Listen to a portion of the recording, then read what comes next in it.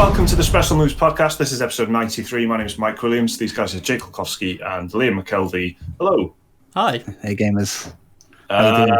This is going to be a sleepy edition of the podcast, I think. I've just got a feeling. I think we're all... Yeah, same. I've been awake for an hour and 4 minutes, so... Yeah. It feels a bit too Sunday morning, which it literally is. Try and zhuzh it up a little bit. Maybe watching it back will be like, but yeah, this is like an ambient edition, isn't it? It's like the wax candle edition. Yeah, this is your lo-fi hip hop beats to chill study to podcast. This is now that's a reference I can get behind. Yeah, absolutely. There's been some stuff going on. There was a lot of people claiming Total War for free, the new Total War game. We'll talk about that. I've played it a little bit. Jake's been playing Cuphead. Liam's been playing Xeno Crisis. We got a few nice emails to get through. A few that we couldn't squeeze them all in, unfortunately. But we had some really good emails this week. And turns out a lot of games that are coming out this week or next week, or however you want to think of it. This week, I guess, because it's Monday, isn't it? Yeah. Let's let them live in the illusion. Yeah. This week, there's a lot of games coming up. So, yeah. I guess should we start off with Total War, because that's yeah. First of all, did you all claim it? I did. Did you claim it for free? Yeah. So just in case people care, I've been on holiday all week, right? So I didn't have access to my computer. So I was worried that maybe Epic had some bad, because that Epic Game Store wasn't really feature complete, was it? Like when it launched. Well, I was thinking, am I even going to be able to claim it? Am I going to have to politely ask Liam to log in for me and do it? Right? I was willing, but I went on epic.com or whatever, and it was straight away. It recognized my account, which is a bit Big Brother, but it straight away knew who I was. Clicked the button, like 3 clicks, done. So I was sorted, and I was like, yes. And this was all during some big raging thunderstorm that went on for the entire week I was away. So I felt like, it was a powerful connect.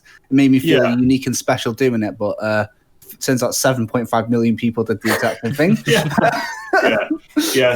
Totally. A lot of people claimed it for free, and why wouldn't you? Do you know what I mean? It's the 24-hour window to get on the Epic Game Store and claim a brand new game for free before you now have to pay. You now have to pay 35 quid for it. I was going to say, how much is it? 35 quid. It's 35 quid if you want to buy it now. So if you are somehow interested in Total War and missed the 24-hour window to claim it for free, then you're going to have to pay 35 quid. I imagine that everyone who's interested in Total War will have it. No, I can't understand who, apart from the microscopic amounts of people who want to play it but weren't able to log in for that 24 hours. And then it's got to be like maybe a couple of thousand people or something. That's it. Do you know what I mean? Yeah. I mean, I don't really know what their like advertising or marketing push was, but like if you're not using Twitter and you're not, I don't think many of the people that play Total there's probably some people that play Total War that like just play Total War. They might be a bit older. They might not give a shit about Eurogamer.net. They might not want to like check the latest stories. So they might have literally just missed it. And for them people, I feel sorry for. But they also probably have quite good jobs in not quite finance, but maybe like engineering. So they can afford the £35 in my head. They're like, those people are sensible people. But they even have, Total War is the kind of game where there's a lot of messaging going on in the like fucking, main menu. So if you've been logging on to any Total War game for the last month or something, I'm sure you would have seen an in-game banner saying claim Troy for free on the fucking Epic Game Store. Do you know what I mean? I don't know if that's true, but they do kind of... Sounds like something they do, isn't it? It does. Yeah, it does. The first thing you see when you log into Troy Total War is, register your account so you can claim the Amazon's DLC, which, by the way, is already in the fucking game, except if you want to play as them, you have to link your account and do, And then it'll download a 128 kilobyte file to authorize it. Yeah. And all we want is your sweet, sweet data, please. Give us your date of birth and address and email address, and you can have this for free. Anyway, I played it a little bit, and it's quite good. It's it's very lean. It's like so. What's interesting about this is I think am I right in saying this is probably like the oldest or the furthest back in time that Total War has ever been. So like a bow and arrow is pretty fucking. They're like the archers are like the Marines. Do you know what I mean? If you've got some archers with you, it's like fuck. These are serious because everyone else is just throwing rocks and javelins at each other. It's like slingers and so it's kind of going further back than ancient Greece if you think about it that way. So it's pretty fucking old, and so that makes it like pretty lean. Like there's not a huge kind of diversity. It's like really massively infantry based, which I quite like because that's how I like to play. So you have just big fucking mobs crashing into each other, and the infantry now has like different speeds. Some of them are light infantry and they're really fast, but some are heavy and they're better in an upfront fight, but they can't flank as easily. So there's new things going on, and it does feel pretty interesting in that respect in terms of the battles and just having that like controlled event where it's like the Iliad, so it's just two big factions. It's the kind of clearly defined war between two groups is quite cool, like as opposed to any of the other Total Wars really, where it's just a complete fucking there's the shit show of stuff. Obviously there's loads of different factions, but really it's the Trojans and the Danans or the Danans or whatever. So it's this event in myth or mythical history that you're playing out, which I like that idea a lot, as opposed to being this huge kind of grand map where you could go anywhere and do anything, which you can do, but it's obviously more focused and direct. Right. Yeah. It's good. It's good for that. Definitely. It sounds like definitely like a kind of starter pack to the full experience, quite infantry heavy, like light on unit types, and I guess the majority of them are like grounded in reality, where like when you're playing Warhammer, you don't know your fucking lizard runners from your bloody Skaven slingers and so that, and then you like you say that quite binary this side or that side war scenario sounds pretty nice for people that might be a bit overwhelmed by like the political aspects, the menus of all the other previous games. So I can because like the way I was seeing it is, why would they give this one away for free? Of why not give an old one away, but a full fat one, if you know what I mean, like Warhammer 2 or something. But I guess it's because they're probably. I wonder how much of the planning stages of this game was always planned for this to be like the entry level one. Do you think that's maybe maybe? I mean, it is in some ways the most fucking complicated one because it has it has gods, and there are a lot of like kind of new mechanics in it which are a lot more like on the campaign civilization level. There's a lot of shit that's like a new menu, and there'll be a tutorial guiding you through the menu saying this is how you pray. You pick which one of the fucking shitloads of gods there are, choose which one that give you different bonuses, pick the god. Then do you want to pray or do you want to do something a bit different which delays the benefits but you get greater benefits later on, because it's not quite a prayer, it's more like a religious service. So it's it's a bit like and I've played every Total War game, so I was like what is all this, and so I did have a bit of that. And but I'm old, so well, I think you're the right demographic for like if you're an OG Total War fan. I think you're like, they would call you legacy fan probably in when they're doing the planning stages. They would say that's my new Steam name, Legacy Fan 287. How can we can please newcomers and legacy fans? You'd be the legacy fan. I'd be the drawing. I'd be the tall white man with a day job. So I do think it's good. It's definitely not perfect though. It's a bit. Some of the things that have happened, I've not played it a huge amount. I've not finished the campaign or anything like that. But some of the like AI things that have happened are like, it just feels a bit rough. It's built on the but I haven't seen anything that couldn't be improved with patches. There's really nothing like massively wrong with it. On a proper mechanical level. It just needs a bit of work. It needs some updates, which is totally fine. It's weird. It's because it's really conflicting stuff. Because on the one hand, the presentation is phenomenal. It's super, super polished. It looks amazing. It's definitely the best. I've heard a few people say this, but it's definitely the best campaign map to look at. It just looks amazing. Wow. Yeah. Really nice animations. It's kind of got this blend of like mythic and historic kind of ideas coming together, which in terms of presentation works really, really nicely. But then when you actually go into the mechanics of it, that's where it gets a bit confusing, I think, because the best example is that there's a unit called giants, which are just tall men, but there are gods that kind of infer bonuses and confer bonuses, or give you perks, and you got to pray to the gods, and that has a real effect. And your heroes have got abilities that like heal and buff your troops and kind of like magical abilities. But some blending from borrowing from the other one. What's it called? Three Kingdoms? Is that what it's called? Yeah. It's kind of like that, I guess. It's kind of like they love it. They love the idea of like mythology in Total War, right? With Warhammer 1 and 2. And there's loads of fans that are like pissed off, and they're like, all right then, fine, dickheads. We'll do Three Kingdoms. It's going to be a bit magic.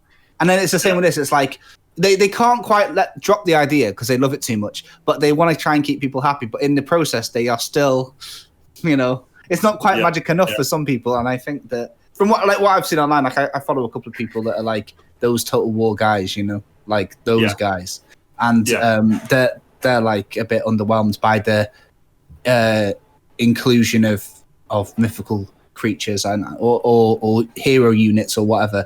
They were saying it doesn't feel quite right, like well thought out enough, like Warhammer 2, because that's the only thing I've seen on it is like one guy talking about that, and I was like, oh, right. For me, you've got to commit, I think, and it sounds like it would be a clever thing to do on paper, where you exaggerate what likely happened, what the actual probably historical fact was. So if someone says a horde of giants came charging into our lines, well, all right, maybe they were just like tall men. So maybe let's just make tall men, and if there's one about minotaurs or whatever, just actually being men on horses. They're just men riding horses. So it's like, that's a shame. Yeah, like, really. So they've done that, but they still have Achilles being fucking Brad Pitt and just annihilating people, and they have these. You probably have seen the footage from either this or from Three Kingdoms, where the heroes kind of fight, and the infantry form a circle around. Yeah, like a duel, I guess. So, to let them duel it, and would that have happened? I guess maybe would it have happened? Would they have had heroes that are like with the soldiers of Stand back, Ben. Stand back. He's got this. Yeah. It's not Mulan, mate. Yeah. So it's a mixed bag of like ideas and stuff, but on the whole, I just find it pretty playable. I have to say as well, I wasn't like excited about this at all. I wasn't looking forward to it. I even said that on here, that I wasn't. I was feeling a little bit like over it. Just Total War in general. I still feel like that, to be honest, and I need some time off from it, I think. But having played it, and the presentation is so good, it's a really good easing you into it, and there's sensible kind of text everywhere, which makes all the difference. If someone says, like right at the beginning, it says, asks you what your experience with the series is, which basically means how much of a guide do you need, how much tooltips and help do you need. But it's just done really slickly and nicely, and you think, I'm that one, and you pick which one of the kind of profiles that you are, and simple as that. And then the whole game is going to be tailored more towards who you are. And when you're when you first start a campaign, it's a really good like character select screen, and you choose from two factions, and you choose which character you want, and if it's going to be easy, medium, or hard. You know what the victory conditions are. You know where you start on them. All that stuff is fucking really good. Good onboarding for new players. Yeah, exactly. But it's important, and it's important for me because I'm not a new player at all, but I'm just feeling a bit bored with the series. But immediately I was like, oh, all right, all right, let's play some Total War in it, and I was getting pulled into it very nicely. Yeah. But yeah, it's just the kind of just not quite committing to what it is, if it's a historical game or if it's a mythical kind of exaggeration of what might have happened. And this is based on the Iliad, so it's not like it's historical documents and facts, and it's stories. It's based on stories. It sounds interesting. I think a problem is that it sounds better on paper than it is, right? That's not a problem. What it is, yeah. And so for me, just hearing you talk about it, I'm like, yeah, definitely going to get it. Liam, are you interested in this at all, or are you just one of the many people that just thought it's free? I'm an opportunist. Why not? And partly that I can't deny that. If I see something free, I've got to claim it. Even though, claimed, what was it? The Humble the other week gave away F1 2018. I don't care, but it's free, so I might as well get it. But no, Total War for me is the only one I've actually ever played properly was the very first Shogun game, because we had it on a PC demo disc when I was a kid, and I only ever played that demo of it. But yeah, being in proximity of you guys who are big Total War fans, I've always been interested by the series, but never quite enough to drop a full fat 40 quid on Total War Warhammer 2 or something. But with this one being free, I'll definitely give it a go. I've still got to install it, but if it's a nice entry point like you guys have been saying, then I don't see it's not going to harm me to give it a try, and who knows, I might end up loving it. So I'll definitely give it a go for sure. It definitely is a good entry point. Because it's so slick and it's really nicely done, and everything from if you auto resolve a battle. Mm-hmm. So you've the campaign level, your army is represented by a little dude, isn't it? So so when they kind of meet, even actually after you actually fight the battle, there's a little animation that plays out. To show you who won, right? But all that is done in a fucking really stylized, the whole world kind of blacks out, but a spotlight is on just the two guys fighting, and you can still see the kind of mountains and stars and stuff in the far, far distance. And it's just dead simple, but it's just that's the nicest way that has ever been done. That simple little battle resolution animation. Yeah. And all of and this it's just full of good details like that all the way through that make it feel good to play. This is it, and basically this is the whole thing, the Total War, isn't it? Listen to how Mike's talking about that. He's not even being ironic. That little change, detailed changes like that, of what make and break these games for people. Because if you just the way that battle resolution screen, if you don't know anything about Total War, you're thinking that's not a big deal, but it is. It is a big deal. It is because of how much you see it. I actually think Total War. I think probably I don't probably line up with most really committed Total War fans, because I'm not talking about the fucking collision and stuff like that, and the actual the really boring as fuck mechanical details of the battles and the economic management and stuff like that. All I know is how I feel when I'm playing it and looking at it, so exactly. And that makes me feel good. The little battle resolution thing makes me feel good, so I'm just telling you about it. Yeah, no, it's totally relevant for the Total War series. It's just sometimes it makes me laugh thinking, imagine someone who doesn't know anything about Total War hearing people talk about stuff like that. The charge speed has been reduced from 65 to 62 recently. I don't know what they were thinking. And that's what some of the stat boosts that I was talking about, the praying and things like that.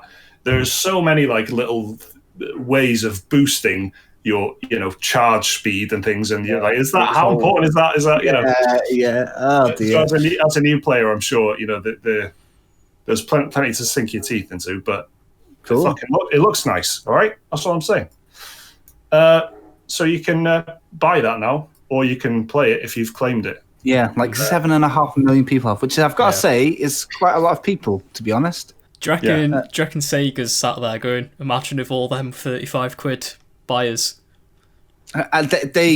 There must have been somebody in the office the whole time going, "This is a bad idea, guys," and everyone's like, "Shut up." There's a C-level executive somewhere going, "I told you. I told you." Yeah, exactly. But let's see what happens, because I have a feeling that this is probably feeding people something like this to get them acquainted with the series, because I reckon next year will be like a proper Total War again. But again, like people like Mike are saying that they're getting fatigued with the series, because I mean they're making these Total War games the same as they're making Assassin's Creed games at the moment, for fuck's sake. In fact, more so. No, they are more, and it feels like more because of the amount of fucking DLC and expansions and shit like that. And I know Assassin's Creed has DLC, but you know, it feels a lot more relentless with Total War, and you know. It definitely. I'm glad that they took a year off from Total War Warhammer 3, because that was actually meant to come out a year after Warhammer 2, right? Which has happened. 19. Yeah, I guess whatever it would have been. Yeah. So, but it was meant to be 3 games in 3 years. So thank fuck they didn't do that. So at least when that comes out, that'll offer something, hopefully interesting. But yeah. That's Total War, Saga, Troy, similar like that. Google that, you'll get it. Do you know what I mean? Total War. Okay. Just move on to myself. Total War Troy Saga. Total War Saga Troy. Saga Troy in one word. Saga Troy. Total War. Okay. Let's talk about something a bit more lean and streamlined then. Jake, you finished Cuphead. Fucking yeah, I finished fucking Cuphead. I hate this fucking piece of shit, but I do like it as well. It's complicated. Cuphead is the toughest. Sorry if you can hear my baby calling my name. It's because she's proud of me that I finished Cuphead. Here, Cuphead. I'm a sadist, and I love dying a lot on games. I love roguelikes and Souls. I love them. Right. Cuphead though pissed me off to no end. I hate it. I hate it. Because it seems to me that there's just too many RNG elements to it and stuff like that. Okay. And I don't know what it is. But for some reason, maybe like a month and a half ago, I just thought I'm going to start it again. I got to the exact same point I was stuck on, and gave up. And then for whatever reason, 2 weeks ago, I started playing it again. And I found a nice bit of peace doing it, yeah? I broke past it in my head. I don't get angry at it anymore. I mean, now I'm talking about it very bitterly, but and I can assure you at the time I was. But what it was like, so my baby, she needs her mum to go to sleep. She doesn't like me doing it. She's like a routine creature, yeah? Kids are like that. So basically, what it is like, I get some time at night to play Cuphead. And with the fear of my wife walking in and I'm getting angry at a cartoon cup after she's seen me destroy Ishin on Sekiro and looking like a fool. I need to keep my masculinity in check when I'm playing. I love the idea that she would come in and say, "Jake, you beat Ishin on Sekiro. You're better than this." Yeah, I love that she wouldn't just be like, "Why are you angry at a cup, you dick?" And then we high five. Exactly, yeah, exactly. So to keep my masculinity in check when I'm playing a cartoon cup game, I think I need to stay cool. The jazz helps because the music's great. But I've been playing through it. I finished it now. I can say that I'm in a nice spot when you finish a difficult game, when you go on YouTube and you can start like looking at the best bosses on Cuphead, the hardest bosses, and look at rankings and be like, I don't agree. Like I did that with like Dark Souls. Like I watched like a list of all the hardest bosses and I was like, they put that guy at number 1. You know what I mean? Like it's I don't know what it is. There's some sort of validation there. So I've been playing Cuphead, and overall, would I recommend it to people? No, definitely not. Not in a million years. The game is hell. It's just hell on earth. But when you're on the other side, I feel like you're part of something. I know Liam finished it like it was no big deal. Like he was just like, oh yeah, I loved it. Cuphead. I really did love it. Like, yeah, I had the same sort of, well, probably not as bitter anger as you've had by the sounds of it, but yeah, I know what you mean. Like at a certain point, you achieve an almost like Zen-like existence playing it, don't you? Yeah. Oh yeah, you do. And that's the thing. Like, so like I was thinking of coming into this and saying, I love Cuphead, buy Cuphead, watch the Cuphead Netflix show, and I will pre-order Cuphead 2 on day 1. But I need to remember and stay true to myself at how pissed off I was until I got to the stage. Like, do you know what I love about it though, right?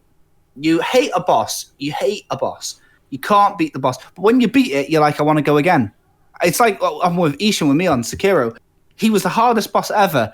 I can beat him without even dying now. Like which one was Ishin again? The last one, the very last boss with like 3 stages. Oh, The sword saint. Yeah. So when I was going for the plat on Sekiro, I got to a point where I like the last 2 times I beat Ishin, I didn't die once, and he's like my favorite boss fight now. When you beat him once, I think he will become your favorite boss. But it's like that with Cuphead. I was stuck on this boss for ages. The stupid fucking woodpecker it was. I beat the woodpecker, and now I'm like, I'll go again, and I played him again just for fun. Isn't that a bit weird, that, isn't it? It's like I guess that does happen. Yeah, I think with for me, it's like early Bloodborne bosses that at one point in my life I would thought I am never going to get through this game. I hate this game. This game is hell. I'll just fucking go and see what Father Gascoigne's up to now. Do you know what I mean? And just fucking ruin his day. It's a big part of people's Bloodborne trouble, right? It's the war that people come up against. But when you've crossed that wall once, and then you're walking up towards that boss, you're like, it's like you want to go to Valhalla when you're playing these games, isn't it? And you're like, I'm going to get a warrior's death, but I'm going to feel alive. So you want to play the Blood-Starved Beast, and he becomes a lot of people's favorite boss because of that, because of how it's. So it's the same with Ishin. Like he's probably the best fight in the game, I think, and in Sekiro, and I think it's perfect for what it is. But with Cuphead, you play the same boss again, and the RNG is different, right? Like RNG being like the random stages that these bosses take, and it's incredibly frustrating. Like I've had times in Cuphead where I have won, I think, just because I got lucky, whereas in other games that are difficult, it's pretty much just down to skill, right? So that's something I don't like about Cuphead. I feel like I was hitting my head against a brick wall with a couple of the bosses, and then I beat them, but just by being dead lucky. Like they happened to shoot a bullet right at me that I could parry to then use a super move. But God, like the one thing that pulled me through it, right? Because obviously, like Sekiro and stuff, you're not to be too like punny, but you're sharpening your sword as you go along. You're getting better. You're becoming more powerful. Your skills are your craft's getting owned, right? But with this, it's like, oh, that boss is bullshit. Maybe the next boss will be better. But what pulls you through is like the music, the style, everything is like. I don't think I've seen a game that's so like consistently like cared for all the way through. Every level has got such like love put into it. Every boss, every song on the soundtrack is amazing. Every animation is like incredible. Like this is old news to loads of people, right? But it just came out on PS4, so and I think it just went on sale on Switch. So if that's the case, I just wanted to kind of talk about it a little bit. But there's a boss in it that's really controversial called King Dice, and I beat him on my 3rd go. So, like, I don't know how much of I don't know how much of that is luck, right? Liam, I remember you saying to me, because Liam is a kind of a cool character, but Liam spoke about King Dice like King Dice had, thrown an egg at his house or something. Yeah. And I was like, all right, what's this? And I was worried, the closer I got to finishing the end of the game, I was thinking, Liam told me that this guy's a bitch, and I'm like, and then I got there, and I was lucky, right? Can you remember, Liam? It was a while ago now, I guess, when the game came out. But can you remember any bosses that were like pain points for you? The aforementioned King Dice, of course. He was probably the longest I spent on any single boss, just because I had a lot of trouble just like trying to get his pattern down. I don't know what it was about it, but I was playing it in like a marathon session, so maybe I was just like at my wit's end, quite literally, trying to get past him. Yeah. But other than that, like, I remember the train, that gave me a lot of shit as well. The ghost train. I spent a good couple of hours on that before I finally beat it. Well, that's the thing, isn't it? You do spend hours on it. And what's so like manic about Cuphead, I think, compared to Souls and stuff, there's no run up back to the boss. You die, you pause it, you press retry. Yeah. So like you are taking like, it can be up to like 20, 30 attempts to beat a boss, right? And it's just, but that's still only like 40 minutes or an hour or whatever, because you die so quickly. But yeah, like that's what I was interested in, seeing what bosses other people struggle with. The ghost train was like a problem for me, and I died a lot on that robot wasn't that much of a problem for me, and people were saying it, but the woodpecker was. He's a bitch, and the fucking Wally warbles, man. This is what I mean. How can I be pissed off about something because Wally warbles? It's like, get a grip. the Queen Bee as well. She like gave me a lot of trouble. I don't know why. Yeah. But a lot of people say she's one of the easier bosses. But Yeah. it really gave me a lot of shit, that one. The dragon was a pain as well, but it's like every boss is worth seeing. It's worth pushing through just to see every boss, and like, oh man, I can't. The last boss is a big fight as well, like Satan or whatever, or the devil. It's a good fight. Like it's. I'm happy I did it, and I would, like I say, I would now, by the way, buy Cuphead 2 in a heartbeat because I get it, and I know knowing that I've beaten it is like a good feeling. Well, but they've got DLC coming out sometime. Yeah, they announced it like a year and a half ago, didn't they? I want to say it was announced at like an Xbox C3 conference or something. It was, you know. But was it last year or was it even the year before? But I remember it being a while ago, and like it's like a female Cuphead, isn't it? I think.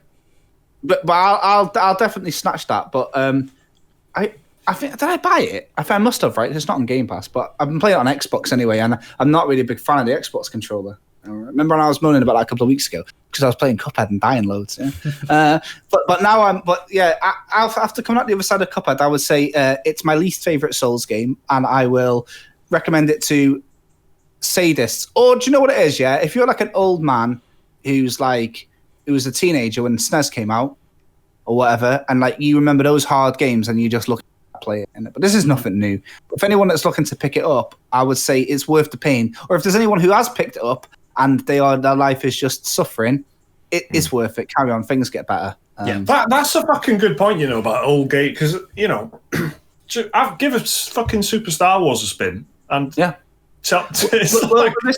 that's what it was, right? That's all they were going for. They weren't going for like Ninja Gaiden, Dark Souls. They were going for that feeling of the SNES days, where it is like a bit of bullshit sometimes. There is like just bullets will go in the wrong direction, or like Cuphead, there's been loads of times where it's been unwinnable. There's been a bit where I'll jump out of the way of one thing and then another thing will just appear and kill me. And there's no way on God's green earth I could have fucking avoided that. And I'm like, it's just the way it goes. And that's what the SNES games are like, right? But if you get into that mentality, it's very good. But the people who make, like, the whole story behind it's pretty entrancing, right? Like, I'm pretty hazy with it, but it's two French brothers or something like that? They remortgaged their house to make it. Every single frame is hand drawn, and it's like a unique art style. The music has just been like lovingly made by like people from all over the world. There's actually somebody from 2 streets away from my house that contributed to the Cuphead soundtrack. I think he played trumpet for the game or something like that, which is weird considering where I live. And yeah, it's just like everything about it is a bit of it's a bit legendary in my opinion, and that's why I wanted to play it. The game is super frustrating, but you can't help but love it, really. But yeah, Cuphead, man, like it was hell, and I'm glad I'm over it. There you go. 8 out of 10. That's Cuphead. Liam, you've been playing Xeno Crisis. Yeah, so this is a little indie game that I've had my eye on for a while, because I watch a lot of like YouTubers who specialise in retro games and stuff. And I think this game came out last year, and so many of them put it in their like top 10 games of the year last year, because it's a top-down twin-stick shooter, but not quite twin-stick, because you can only fire in 8 directions. But it's like, if you've ever played Smash TV, the old arcade game, where you control a character, and, well, in Xeno Crisis, it's very 80s inspired. As soon as you boot it up, synthwave soundtrack hits you.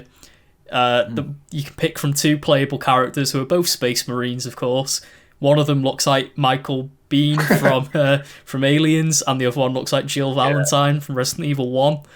And the alien, it's so shocking, like the aliens, I'm surprised they didn't get sued by Disney or Fox, because they are basically xenomorphs, the aliens in this game. And yeah, like the entire premise of the game is you are a Space Marine who goes to an abandoned outpost which has been taken over by aliens, and you just got to wipe out the infestation. And it's a top-down isometric game. You go room to room, just taking on, like, whenever you enter a new room, it locks and a wave of enemies comes. You've got to kill all the enemies to unlock the next room, and then you can just go about There's weapons you can pick up, but they disappear after a certain amount of time, like in an 80s arcade game. In between stages, you can collect dog tags from fallen enemies, where you then spend them on upgrades for just like more life, better firepower, more ammo, stuff like that. And yeah, like the whole sort of it's a very arcadey throwback game. It's made by a company called Bitmap Bureau, and like very small indie team from what I can gather. But yeah, it's just like it's a loving throwback to like a bit like Cuphead, like to the games of old, except like instead of SNES games, like 80s arcade games like Smash TV and Gauntlet and stuff like that. And yeah, it's a lot of fun. Like it's quite a short game. There's only 6 levels. I've not finished it because it's also a very tough game, like the 80s games. Yeah. And like there's only 2 difficulty modes, easy or hard. There's no other modes in the game. And Liam, do you know the interesting hardware fact about this game? I do know they made it and it can run on a Mega Drive. Yeah, you can actually buy a cartridge. Yeah. Yeah, you can buy it on Mega Drive, Genesis, Dreamcast, Neo Geo. Yeah. And for more facts like that, check out Jake's website, interestinghardwarefacts.net. Yeah. Look out for my Digital Foundry special. .info.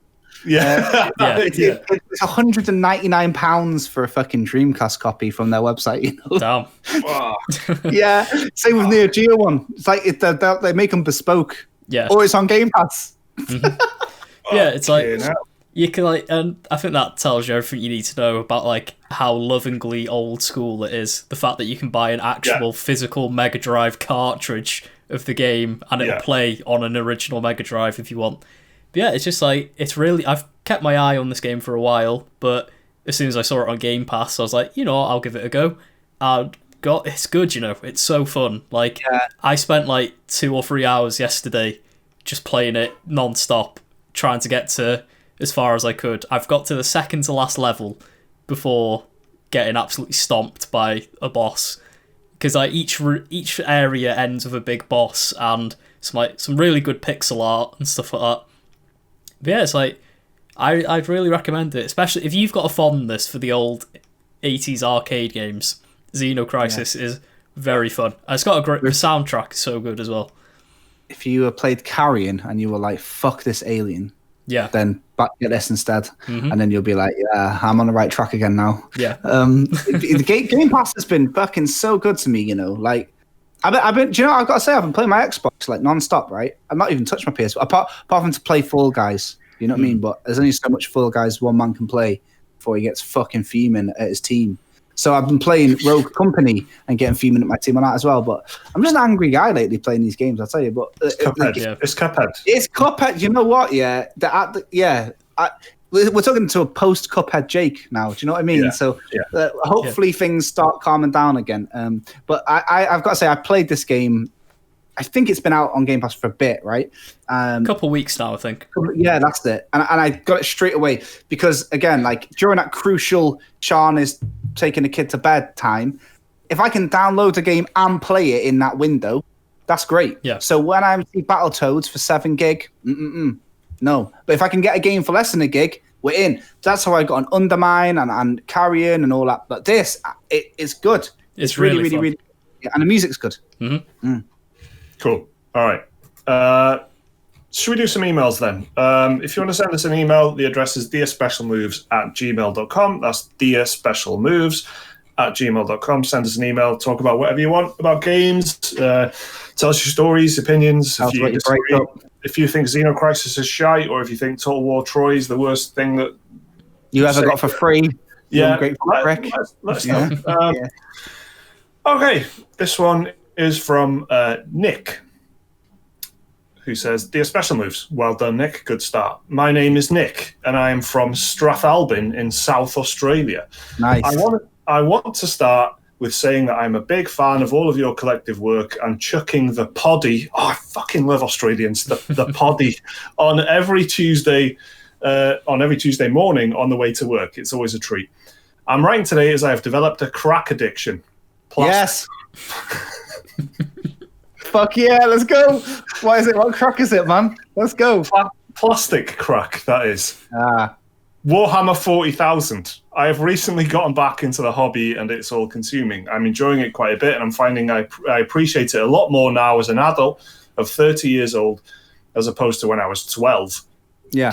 Due to this new addiction, I have been struggling to find time to play games.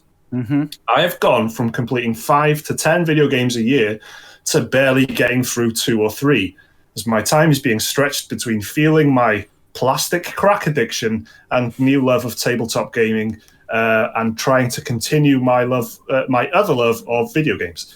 Do you guys ever struggle to decide where to invest your time across multiple platforms and other hobbies that aren't on a console or PC? Keep up the awesome content. You guys are doing a phenomenal job. Much love, Nick. Thanks, Nick. Yeah, thank you. So, that's really nice, man. Good that we can have a laugh about crack, isn't it?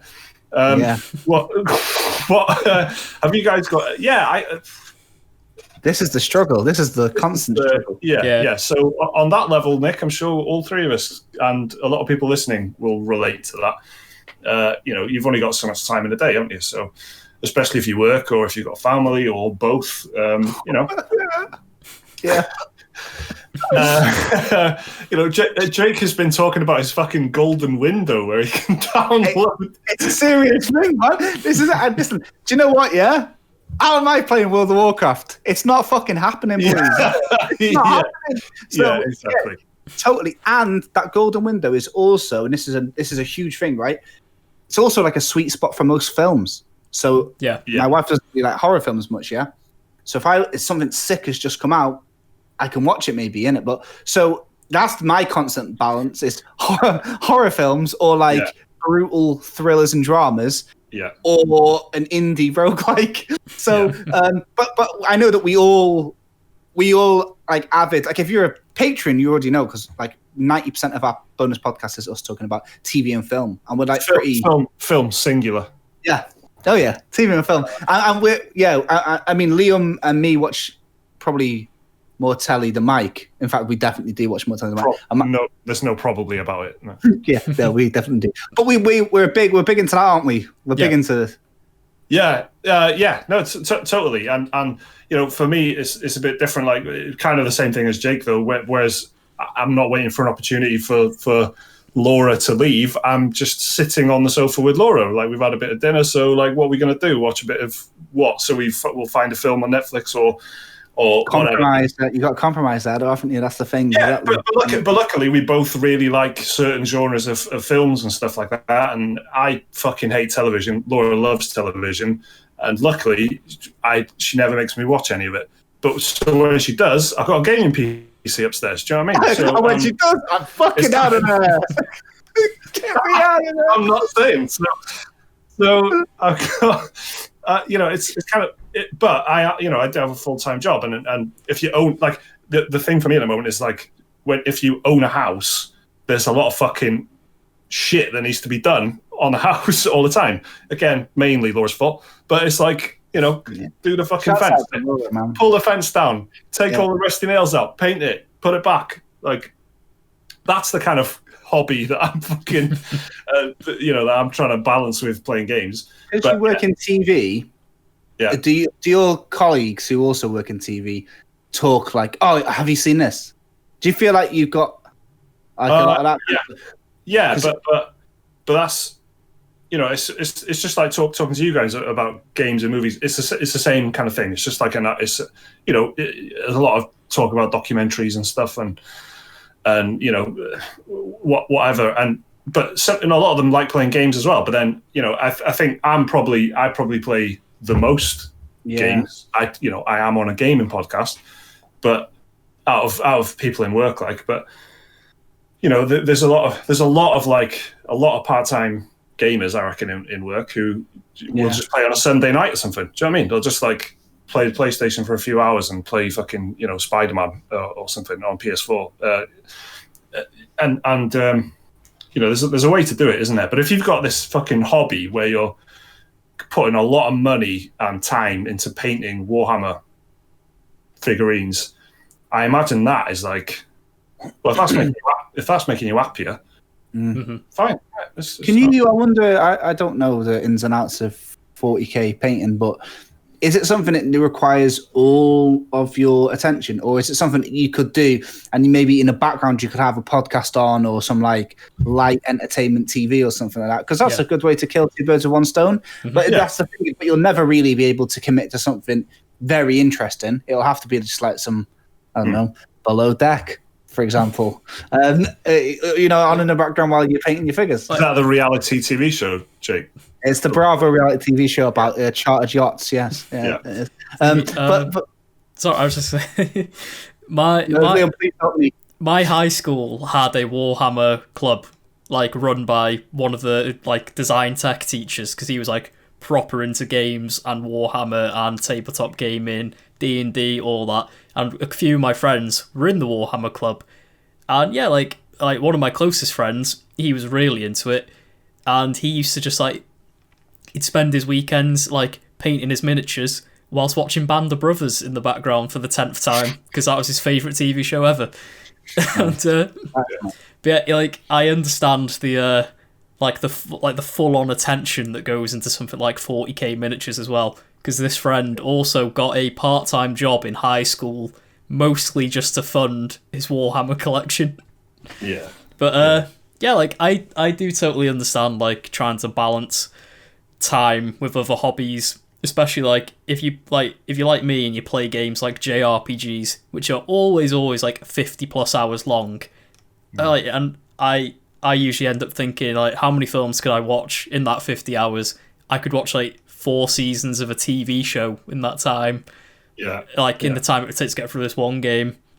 I could read like 3 or 4 books or whatever, but it's just like, it's like, it is a struggle. But I think the way I get around it is just, I go with whatever I just feel in the mood for, really. And I just follow my gut on what I want to do. That's Liam's advice there. Follow your heart. Do whatever the fuck you want. Pretty much. I've just I was telling you last week that I'm really, really looking forward to. I really want to play Mass Effect, and I really wanted to play Mass Effect 2, and I've been really looking forward to this Mass Effect kind of remaster remake trilogy thing. Yeah. I downloaded and installed Mass Effect Andromeda. Oh, you did say you were going to do that. Mm-hmm. Yeah, and I played, and that is just hearing Liam talking about 50-hour RPGs, and but that is like a 50-hour game. Do you know what I mean? There's a lot of like driving around. It's a 50-hour RPG, like, and I think that goes a long way to explaining why if something that comes out, even though where Andromeda actually fucking feels great to play, it's good to jump and shoot, and the combat is really fun.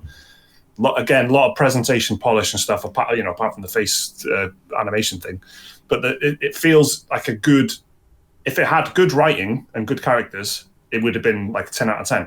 But honest, no, it fucking would have. It fucking would have. No, it's just funny. It's just, but it has like, if it had a completely different story and completely different actors, it's a game. Yeah, well, that's because it's a TV show. But this is a game where your primary thing is shooting things and running around. So that bit is fine. That bit's okay. That bit's a lot of fun, right? But it goes a long way to understanding why a game like that can still be pretty fucking good on one level, but be seen as a massive flop and a massive disappointment because it's not good enough to keep you there for 50 hours. And I think crucially for a lot of people, it's not good enough to hold the title Mass Effect. If they called it Space Andromeda, it probably would have had a lot less. I was thinking that as well. If it was one of these like Spider, is that the company? Spider, the people who make the BioWare like kind of games. Yeah. If it was one of their titles, it would have just flown under the radar. It would have been 7 out of 10s, and it would have been people going, "This is probably worth checking out. If you like Mass Effect, have a look at this." But yeah, you're totally right. But I think you need to be good enough for 50 hours is the point I was making, because it's a fucking long time to put into something. So that's kind of an interesting thing to think about, I think, because a lot of short games are fucking amazing. Yeah, because they're short. Like it's absolutely. And I think that I don't know. It's just like Mass Effect seems to have misfired majorly with that. How are you going to make a game that long and not fucking pack it with story? Like, oh yeah, it's because you've already done a whole trilogy. It's it's just I never straight played away. it. No. Honestly, okay. So the premise is that they've traveled to this other galaxy and they wake up after being in cryosleep for 600 years. So for the first kind of 10 hours, almost all of all the dialogue is fucking. It feels like centuries since we spoke, and I just feel like I've been asleep for 600 years. Hey, remember the old days that felt like just a day ago? Yeah, it's jokes about being in cryosleep for 600 years, but they're shit jokes as well. Anyway, that wasn't what the email was about, was it? No. It's £1.70 on eBay. Is it? Yeah, £1.70, guys. For Andromeda? Yeah. My God. It's worth £1.70. Yeah. It's honestly, the combat is really, really good. It's made me excited for if they genuinely are going to apply that to Mass Effect 1, 2, and 3. Fucking hell, it's gonna be good. Anyway, I'm excited for the people who didn't play it and will now do it. But so yeah, maybe make time in your Warhammer 40k schedules, everyone, and find some time for a space romp. It's gonna be good. Nick, I'm sorry that probably was miles off the kind of answer you were hoping for, but thanks for sending it. We do agree, like Nick. Yeah. So yeah, we agree. Point is yes. All right. We've probably got time for another one. Which one should I do? I'll do this one from Philip, who says this. Dear Special Moves. Again, excellent, Philip. Well done. Is this like kind of helping that? Was he one Hey Gamers? Is that what it was? No, the other one was a completely. It was Hello Guys. I mean. No, right. Okay. It's a regular emailer though, friend of the show. Bin, yeah. Okay. Yeah. So this one's from Philip. Philip says, Dear Special Moves. After watching Hitman 3's trailer in the most recent PlayStation State of Play, I can't stop thinking about its VR gameplay, because I wonder how it might affect a child or even certain adults to play a violent video game in VR. I think that the leaps and bounds being made in VR are incredible, and my position is not that Hitman 3 should not incorporate VR. Instead, I lean towards parents being responsible and involved when it comes to children's hobbies. Inevitably, kids find ways to watch R-rated movies, play mature games, and so on without their parents ever knowing. There are also plenty of adults who might experience a game like Hitman 3 differently than the average adult would, perhaps due to mental illness or something. So what do you guys think about violent video games like Hitman 3 becoming increasingly realistic with VR? I hope that you're all doing well, and I hope that I don't sound like a curmudgeonly old goat. Thank you for making such great content. Goat, man. All the best. Yeah, totally. Thank you for making such great content. All the best from Canada, Philip. Philip the Goat.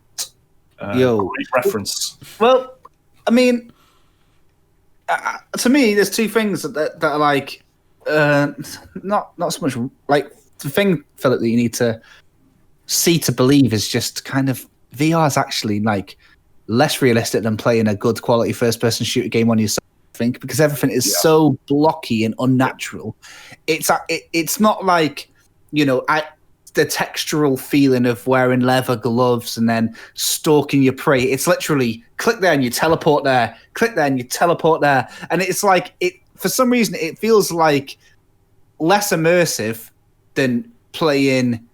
Like No Man's Sky was quite an awkward experience when I played it on PSVR. Like it was the immediate like vista that you saw was pretty nice. But then the things that were close to you were like the details were just all off. The movement was very janky, and I actually didn't feel that immersed. I was like, whoa, I'm in like a Nintendo 64 version of the game. We were talking about this last week, weren't we? It doesn't. I think that's right, Jake. But I think it's also like a step. So I get where I totally get where Philip's coming from, because it's a step towards that kind of, you know, at what point do you really feel like you're fucking, you know, you're holding a fucking garrote wire and you're really strangling someone and you really feel the fucking air, you know, the last breath escaping their lungs. That's the thing. You've done that. Yeah, it's not press square anymore. It's make your hand taut and then do that or something. Yeah, and then imagine you get to a point where there's extremely fucking, detailed haptic feedback as they fucking death rattle. Exactly. Yeah. How much of that do you actually want? Like, yeah, no, I can see that. I think that another thing just is that the barrier of PSVR, which is a big barrier, because like none of us have PSVR and we have a gaming podcast. A kid having PSVR and access to all these games, it's not that it's unlikely, but it's probably not that common unless they play on their parents' VR. But I just don't think many people have got it, is what I'm trying to say. And like, I think, it's that mixed with that, like to be that, I don't know, to have a PSVR and also don't give a shit enough about your kids to say, no, please don't play Hitman 3. But like if like my 8-year-old daughter was playing Hitman 3 when I came home from work, I work here, I don't know. If I came downstairs and she was garroting people, I'd be like, slap on the back of the head. You know what I mean? Get off it. Go and watch anime or whatever you're supposed to be doing. But don't. Yeah, it is weird. I would feel weird. I know. Yeah. Well, totally. It's worth. It's definitely worth thinking about, isn't it? And you'd hope that the people like making these games are thinking about what they're doing. Like you'd if someone is going to make a game in VR where you're strangling someone to death, right? Yeah. You'd hope that there'd be like some kind of, well, how like visceral do we want to make this, and how fucking how much vibration do we want to be feeding into the fucking haptic feedback? And I think that I think that any worry we've got is handled by the fact that there's no way the execution, and I don't mean the killing, I mean like the way that they execute, the way that they execute it is going to be janky, awkward, and poor. But I think then the crucial thing is, and I guess if I don't say it, the comment section is going to say it for us. So it's just like someone's got to say it, so I'll say it.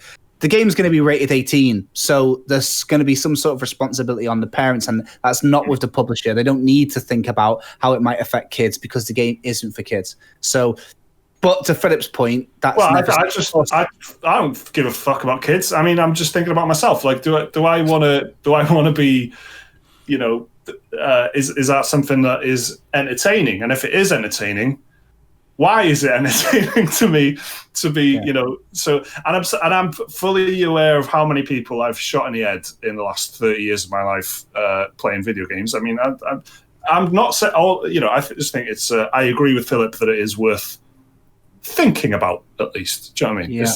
It's worth pointing out, I think. So that's a nice from Philip. Do you know what? Let's do one more. Let's do Hello Guys. Okay. This is the Hello Guys email from Chimpo. Chimpo, he gets a pass, I guess. He does get a pass. Mm-hmm. Chimpo says, "Hello Guys. I know everyone." Now, Hello Guys is just exclusive, right? If you want Hello Guys, it's like, I don't know. Maybe we should have a Patreon tier that's like Hello Guys. it will allow you to greet us in informal terminology. Yeah. No, well, in Chimpo's wallet, there's like a gold VIP pass. So yeah, totally. Okay. So Chimpo says, "Hello Guys. I know everyone is excited about the next generation of games consoles, but how great would it be to experience next gen if you were going forward 2 generations at once?" All right. Yep. My friend Frank has never upgraded from his PlayStation 3 to his PlayStation 4. He doesn't play any other consoles or a PC, so he's still living in the last gen. But he's put his name down for a PS5 at his local shop. So he's finally going to make the leap to next gen. Go on, Frank. Can you imagine going from PS3 to PS5? I hope it blows his mind. Do you know anyone that skipped a generation completely, and getting a PlayStation instead of an Xbox One generation doesn't count as skipping? Regards, Chimpo. I have one, but just in case you guys do, I'll be quiet. I don't know of anyone who's well, I probably do, but I don't know that they have done it. Do you know what I mean? I think it'd be pretty fucking nuts to go from. I've got one. I think I've told you this story before. I've probably told. Because I feel really good about it. So, my sister-in-law, my wife's sister, played loads of games on the PS1. She has really fond memories, and she's been studying hard, and she went to uni and all that. Now she works in a lab and all that. And now she's like, she likes the idea of having something that can play games and Netflix. And I told her about Game Pass, and she hadn't played the game since the PS1. So at Christmas, I got her an Xbox because it was like 82 quid. 82 quid for Game Pass for a year and an Xbox One S from Amazon, right? 80 fucking 2 quid. So there we go. So then we unbox it here because we have Christmas at my house, and then we're setting it up and that, and then she's just like looking at all these games, and it's just, can you imagine going from PS1 to looking at, and then the entire Fable trilogy is new. Mass Effect, The Witcher, and she remember, like, I think the game she played the most as a kid was like Final Fantasy VIII or whatever. I was going to say, and even now. So I was just going to say, imagine going from Final Fantasy VII straight to like 15. She did. Yeah, that's amazing. This is what I was going to say. Honestly, right? So she texts me like, every 2 weeks, like, about a game that she's played that's great, and it's something like Banjo-Kazooie or whatever. It's so good. It's the best thing. I've discovered this lovely little platformer called Super Mario. Yeah, or Kingdom Hearts or something like that. And it's like, it's so cool. It's so cool. It's like, it was a gift for me more than anything, because I get these updates of like, discovered this game, and it's like a game everyone knows, but it's completely new. And can you imagine, though, not playing a game like since PS1, and then even Fable, the graphics seem good. So then going to Final Fantasy 15 must be like a mind-blowing thing. And that's really nice thing. I love that I did that, and I'm happy for it, but I'm happy for me too. I love that I did that because I get these nice things. But yeah, I can't imagine what that would feel like. And like I said, I get so jealous. Can you imagine just never playing again and then having Game Pass and then like The Witcher, Mass Effect, all these games, but like even the ones that are like so obvious everyone's played, like GTA 5 for fuck's sake is on there.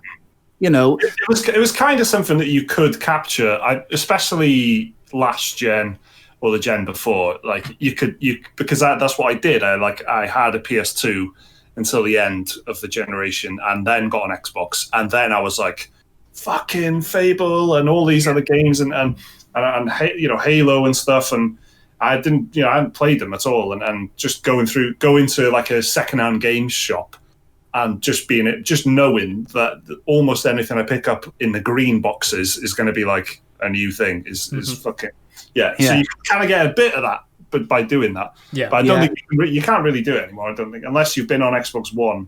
Yeah, that's exactly it. That's now pick up a PS4. Yeah, because you can go on. Yeah, exactly. That happened with me. I had the 360 till like 4 months before the PS4. I got a PS3 secondhand. It was like 60 quid.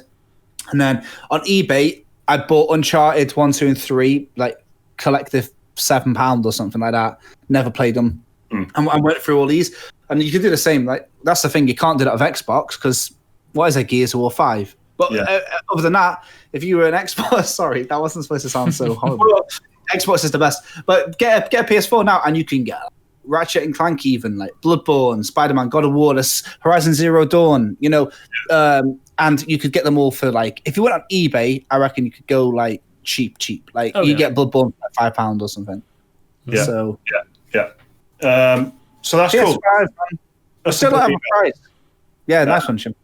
Are we going to get? Is there more information coming soon? I feel like it's got to be Gamescom. Gamescom's next week, right? Oh, okay. So that'll be Mass Effect, hopefully, as well. Everyone's been saying like loads of the big publishers, like where were they? People have been saving it for this Keighley opening night live, and he's been just the whole thing is all about that. Yeah. I know it's a big event in terms of publishers, so it might be that, but like it's out in October. Like we've had no news about that new Call of Duty, and we haven't got the prices of the new consoles, and it's like literally 2 months away. Mm-hmm. It seems odd. It seems really, really odd. Possibly because of COVID, isn't it? But for some reason, manufacturing or something. Who knows? I wouldn't be surprised if the new consoles get delayed until like March. Don't say it, Liam. Don't. I appreciate what you're saying. There's no need for that. I don't want to say it, but I'm just saying I'm ready if it happens.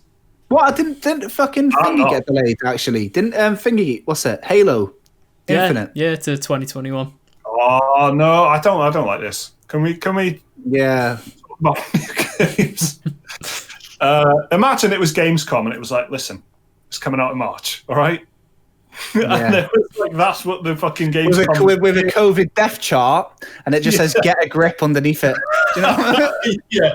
yeah. Shut up underneath it. All right. All right, let's do new games. So there's quite a few things coming out in this week. Starting on August the 18th, which is the Tuesday, you've got Rogue Legacy 2, which is coming to Steam Early Access. Jake, you were very quick to point out that this was coming out. Yeah, Rogue Legacy is amazing. Amazing game. Like, I played it.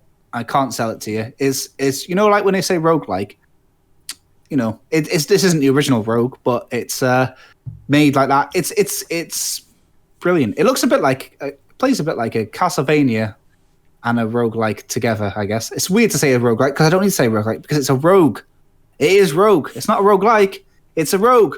And there's not been one for ages. And now there's finally going to be a new one. And it's coming out into early access. And you know how much time I spend chasing these imitation rogues? Now we got a real rogue. Back again. I prefer imitation rogues. Can we just can we not use roguelikes on the podcast anymore? Say imitation rogue. I'd spent my whole life chasing these roguelikes. And now I've got a real rogue. So fucking Blade Runner for rogue. Yeah. Roguelikes. Yeah. So I finally got a real rogue in the wild, and it's coming out on Tuesday, and it's early access Steam. Take it in. It's so funny how I'm holding it up in this regard. If you look at it on the Steam page, half of you will laugh. I'm just imagining I probably will. Looking like some fucking Maple Story piece of shit. But if you look at it, you won't get it. But when you play it and it's the mechanics, it's going to be good. And it's in early access, so I like the idea of getting that and maybe giving some feedback and helping shape it from somebody who's like really into the genre. And I know that they'll take on some sort of feedback, I guess. So I'd like to be able to get in on the ground floor with it, to be honest. So I'm looking forward to that. I also, by the way, little update, I bought Risk of Rain 2. Remember I said last week I was going to do it? I did it. So hopefully, speaking of roguelikes, we're here, imitation rogues. Done it. So that's out on the 18th, but it's only on Steam and it's only early access. Okay. On the same day, you've got Microsoft Flight Simulator, which is coming to Wiles PC on August 18th. Looks gorgeous. I've seen screenshots. Yeah. I'm never going to play it, but it is unreal how good this game looks. Yeah.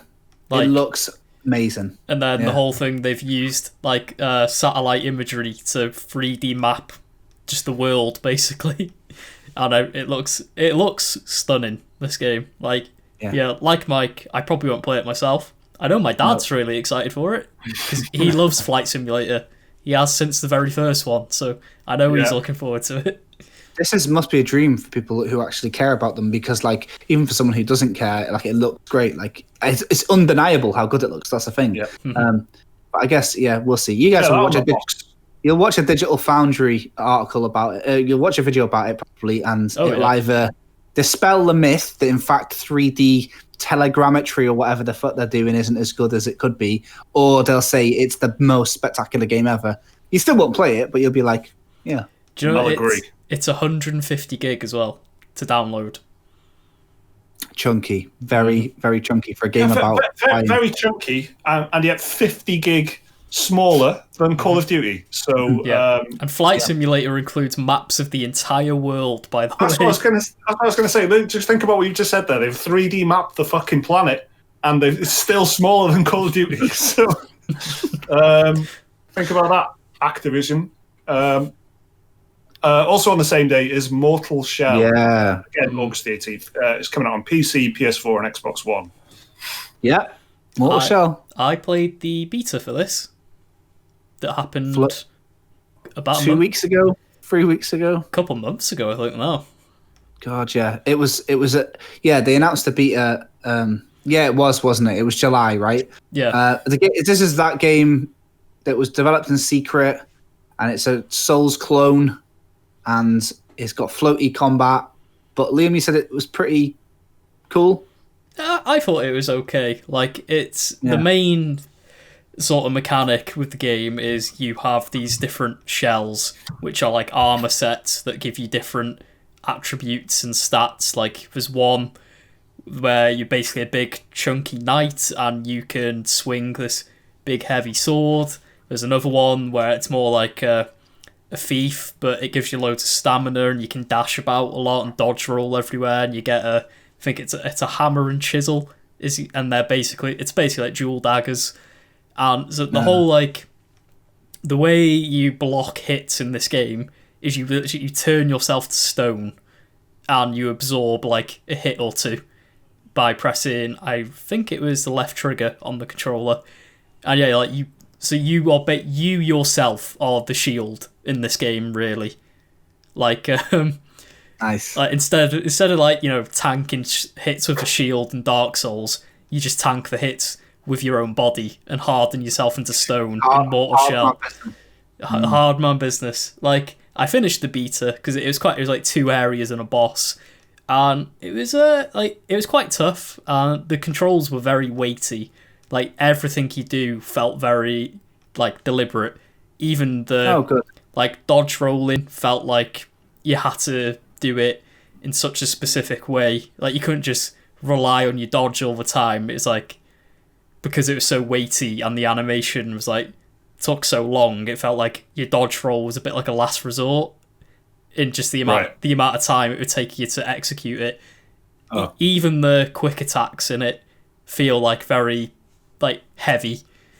But, like, yeah, it's like, I'm interested to see how it'll do, because personally I wasn't really into it that much, but as with all Souls games or Souls-like games, I'm always interested to see how, you know, they're received, because it's a bit of a, you know, if you come at the king, you best not miss situation. Yeah, so, for sure. I'm curious to see how it does, and just how different it is from the beta as well.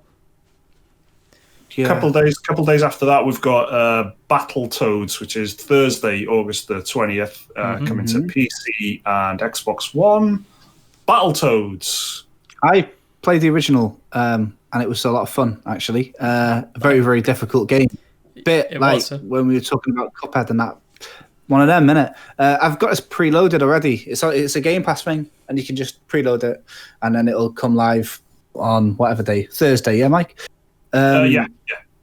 It's going to be one of them, like Cuphead and Streets of Rage and that, where it's probably best to play it with 2 players, but I'm going to be playing it by myself and probably getting battered. Did you guys play the original? No. Oh. Yeah, I played the original. Never finished it because I only played it as a kid. And it battered me. But I have finished. Famously hard as fuck, isn't it? Yeah, for sure. And then oh, sorry, Liam. I was just saying, I have played and finished the arcade version of it, which came on the rare replay disc, which is actually a very good beat 'em up. The arcade version of Battletoads. Yeah, it's so for people who don't know, then it's like a bit of a Golden Axe kind of Streets of Rage-y thing, where it's like a quest with 2 characters who happen to be toads that can fight, but there's a mix of different styles of levels. Like, there's one where you're like on a surfboardy thing. Well, the original was anyway, and I guess this is kind of the same thing. I guess it's going to be like a Streets of Rage 4 affair, where it's like just going to try and keep it as close to retro as possible, but with a nice lick of paint. Yeah, I preloaded it. It's about 7 gig. I was quite surprised, because then that's pretty weighty for that, and I'm assuming it's because of the high-res art and the music is probably high quality, but it's quite a big game, that, for a little side-scrolly thing. But yeah, I know for 100% fact this is going to be one of those golden window opportunities there, and I'll be playing Battletoads and absolutely licking people's head off. So I'm looking forward to it. Lovely. We've got a few more games on the Friday, which is the 21st of August. Let's just bang through these quickly. New Super Lucky's Tale is out on PS4 and Xbox One. This is a fucking weird thing, isn't it? So it's Super Lucky's Tale, right? I think, but then New Super Lucky's Tale came to Nintendo Switch, and now that version is on PS4 and Xbox One. Wasn't there also like a VR one as well? Yeah. So originally it was an Oculus VR game called. Yeah, I thought so. I think that one was just called Lucky's Tale. Lucky's Tale. Then they made Super Lucky's Tale, which was it was on Xbox, and I played that one. I actually quite liked it. 3D platformer where you play as a little fox, and it's very cute. And then they did New Super Lucky's Tale, which was like an enhanced version, which was on the Switch. And now I assume this is just the PS4, Xbox port of the enhanced edition. Makes fucking another game, isn't it? But there you go. So enjoy that. And PGA Tour 2K21, if you're into a bit of golf, is on PC, Switch, PS4, and Xbox One, and also brand ambassador Jake Lukowski's favorite platform, Stadia. So you can play PGA Tour 2K21 on that. And also the same day, this is Friday, the 21st of August again, is Samurai Jack Battle Through Time, which is out on PC, Switch, PS4, and Xbox One. Anime. Woo! All right. I mean, I remember watching the cartoon on Cartoon Network when I was a kid. There's a few people I know. There's a few people I know who are anime fans that are looking forward to this, and they've been hyping it up. That's all I know, really. I think New World is available to play as well. If remember that game that got delayed, the Amazon MMO. I think that's available starting on Saturday. So I do intend to get that installed and give that a spin. That's only for people that pre-ordered it or were given a code. Oh, okay. But I wanted to put that out there because I'm probably going to talk about it online next week. So that's a good one. That's a good one. Okay, nice one. So there you go. That was episode 93 of the Special Moves podcast. Felt like a good one. Wasn't as tired as I thought it was going to be. Hey, we did all right, didn't we, guys? Huh? Yeah, we did all right. That was okay. So we'll see you again next week with some more of this stuff that we've just done. Probably some more new games, isn't it? More of that. All right. Bye. Bye.